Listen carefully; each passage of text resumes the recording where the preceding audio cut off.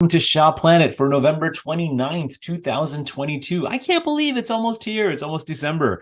So, interesting thing about today, which if you're not, if you're completely living in a cave and you don't know about this, the US is playing Iran today for the World Cup. Now, I got to admit, I was not a soccer fan until Jaden, my son, actually started playing soccer and I started understanding. I still don't understand the offsides rules, by the way. And that was after years and years of watching him play soccer. So one day maybe I'll understand him, but I also understand there's a lot of parents that never really get the offsides rules. I find it interesting that when something like this comes along, we talk about the World Cup, which comes along every 4 years, or we talk about the Olympics that come along or elections. It's always a great time to reflect. Now, 4 years ago, my daughter Anya was a freshman in high school. And my son, Jaden, was about to enter high school in the following year. He was in eighth grade. And this year, my daughter is still a freshman, but now she's a freshman in college. And my son is in the process of applying to colleges. In fact, he finishes college applications right now. So it's a great time to sort of reflect and think, where are we? Where were we 4 years ago, and where are we now? So a couple of things that the World Cup brings up for me that I wanted to sort of bring out to you. And by the way, I hope you all had a fantastic Thanksgiving. Beautiful day.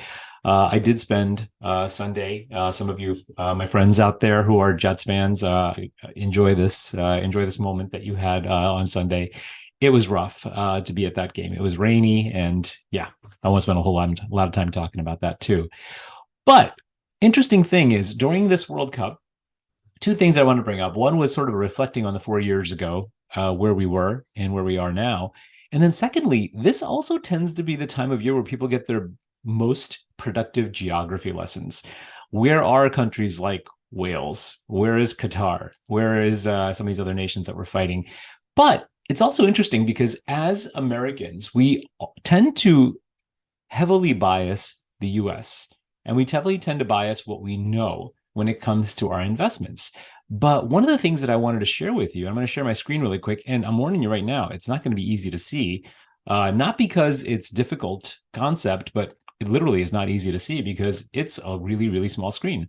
So what you're looking at right now, let me stop that for a second. I think that's the wrong one. What you are looking at, wait for it, now are basically the equity returns. This is the stock market returns of all the developed markets. And you're seeing countries in there like the US and Australia and Canada. So look at it really quickly, look at it slowly. And this is the developed markets, right? We're talking about the 22 different sort of global markets for the past 20 years, which tend to be the higher income, higher GDP markets right now. Do you see a pattern? Do you see like one that's coming up there higher on a regular basis? And the answer is no. You're not going to see a pattern. There are some that tend to be on the higher side, but there's never one that sort of like beats it on a consistent basis.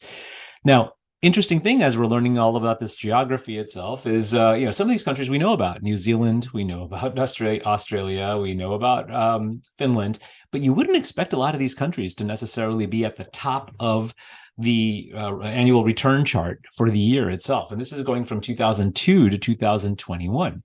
And you'll see that over the last 20 years, these colors, they actually correspond to the countries featured. And this patchwork, this dispersion of colors, it shows that there's no predictable pattern.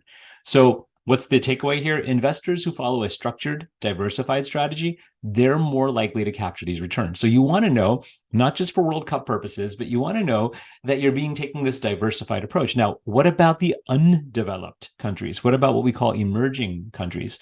I got one more for you there too. So these are the equity returns of emerging markets. And again, this is hard for you to see, but you're going to see some gaudy rates of return here. You're going to see things like 90% and 90 and 112% rate of return here. I'm looking at my screen. That's a little smaller. Peru, for example, in 2007, 94% rate of return. Hungary, the highest one in 2015, what is that, a 56% rate of return. Extremely high numbers. Now, I'm not saying that you should put a lot of eggs in this basket because you're going to see things dispersed all over the place here.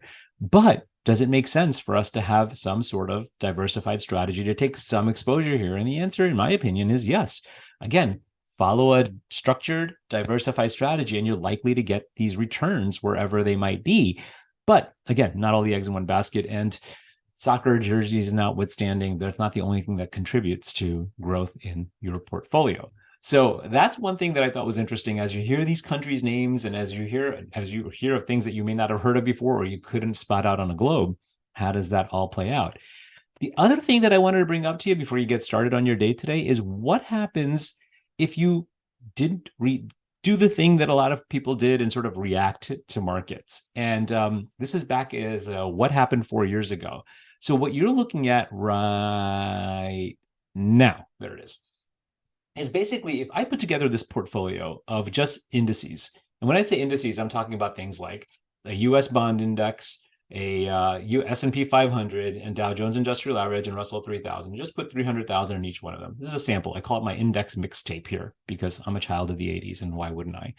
So if we just had sort of this like diversified index group there, and by the way, this is not investment advice, this is not tax advice, this is not legal advice, this is not betting advice on your soccer matches or anything like that. It's purely for information purposes. But if we just wanted to track what something like this did, a portfolio did over the last 4 years, this is what you're looking at right now. That sort of portfolio from July 2018. Why did I pick July 2018? July 2018 is when the last World Cup was won by France. Interestingly enough, it was played in Moscow. Imagine playing a World Cup right now in Russia. There's something going on in Russia, in case you haven't figured it out. And if you don't know what it is, hit me up, send me a direct message. I'll fill you in. But tells you where we are from 4 years ago. 4 years ago, we did not know that we were going to go through a pandemic. We were going to have wars. There was going to be we knew there was going to be like an election, but we didn't know about insurgencies on the White House. We didn't know about all that sort of stuff kind of going on. But if you maintain that sort of discipline, you're handsomely rewarded with almost a 37% rate of return. What's going to happen 4 years from now? I don't know. But we didn't know this was going to happen. We didn't know bonds were going to be down 7.6% on this Vanguard over that same period of time. Again, this is from July 2015 to November 2022. My point here is we don't know. And my other point here is if you just listen to the news, if I didn't show you this and I just showed you the news headlines, you would have thought the world fell apart during that period of time. And yes, we had challenges. And yes, we're going to continue to have challenges, but maintain a disciplined investment approach, diversify, check those emotions. And if you need help with that, I happen to know a guy. Give us a call if there's anything we can do with that. Stay warm. I hope you're enjoying this holiday season well. Spend within your limits on this. Well, Cyber Monday's over right now, but this holiday season tends to be very stressful for all these folks. So if you need anybody, even if it's not for advice, but if you just need a hand, don't reach out to us. Don't hesitate to reach out to us. We're here for you. Neil Shah with Shah Planet. I hope you have a fantastic and warm day today, and I look forward